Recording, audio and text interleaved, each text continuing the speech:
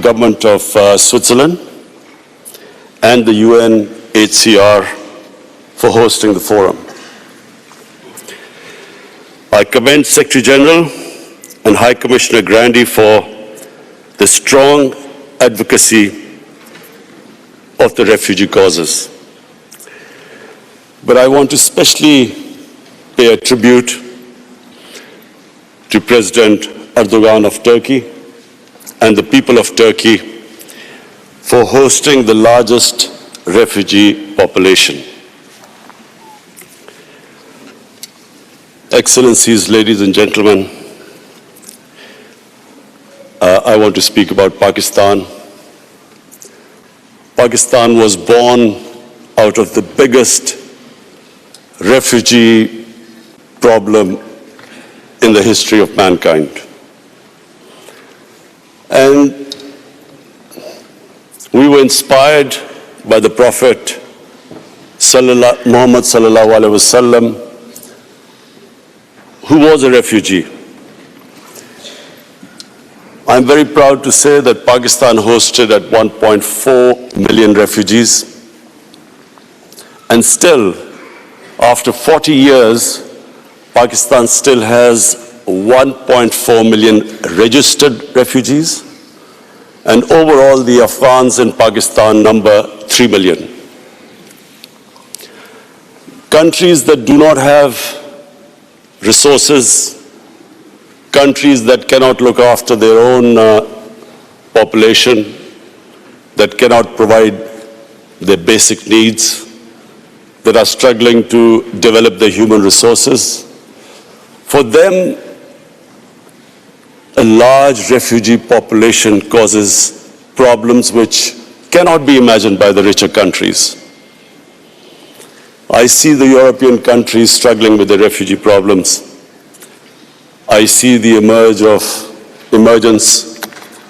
of the right wing, which cashes in on the public distress faced by the public because of lack of jobs. They cash in on the refugees. So we in Pakistan have been through this. 4 million refugees, and today almost 3 million refugees. A country where there's massive unemployment. We know what we go through. As a Prime Minister, I can tell you that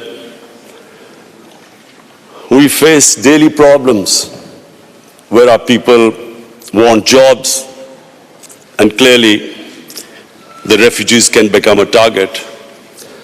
But I'm very proud of my people, the way the people of Pakistan have hosted the refugees, the hospitality shown to the refugees for over 40 years. But the main point I want to make here today is that prevention is better than cure. We must all try and prevent people from becoming refugees. Pakistan is, and again I'm proud to say, we are trying our best now in the peace process in Afghanistan so that the refugees can go back with dignity. And we are praying that this peace process now succeeds. There's a political settlement in Afghanistan so that the people of Afghanistan who've been suffering for 40 years of conflict, finally, they too can enjoy the dividends of peace. Mr. Secretary General and High Commissioner, one of the things I especially wanted to come here and point out, and I do want to tell the whole world that they should be aware of one of the biggest impending refugee crises about to take place. In India, on the 5th of August this year,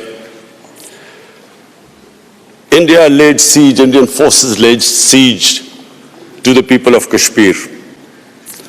Since 5th of August, 8 million Kashmiris have been literally shut inside. Their rights have been taken, people have been imprisoned, the leaders are in jail, all communication has been cut off. But the most important thing which the world needs to understand is that the professed aim is to change the demography of Kashmir from a Muslim majority to a Muslim minority. Now, if this is what the professed aim is, we are likely to have another refugee crisis. A refugee crisis that would dwarf other crises. In the United Nations General Assembly, I tried to appeal to the world community that they must take notice of this. What is going to happen? The people are under siege in Kashmir. Whenever the curfew is lifted, there are 900,000 Indian troops there. What is going to happen then? They're trying to change the demography by settling in Hindu population into Kashmir. What is going to happen then? So we know from our past experience, prevention is better than cure. If the world acts right now and puts pressure on the Indian government to stop this illegal activity, we could prevent this crisis. But we all know once a crisis starts, once there is a crisis, we all know that it's, as we know right now, as we know what is happening, as we know what is going on in Turkey with the refugees, we all know that it's very difficult, it's complicated. So many issues come in the way. So number one, I would like the world community to take notice of what is happening. We in Pakistan are not just worried that there will be a refugee crisis. We are worried that this could lead to a conflict between two nuclear-armed countries. And so the Secretary General of UN is sitting here. I'm looking forward to inviting you to Pakistan in February when we host the refugee conference there. But I would really appeal to the world community that this is the time to take notice. Secondly, there is another thing happening in India. In Assam, the government has passed a Citizen Registration Act. What does that mean? That means that every citizen has to prove their citizenship. This is what happened in Myanmar. Before the ethnic cleansing of Muslims started there, they were all supposed to first prove their citizenship. This is what is happening in Assam. Some 2 million people, mostly Muslims, are now required to prove that they actually are citizens of India.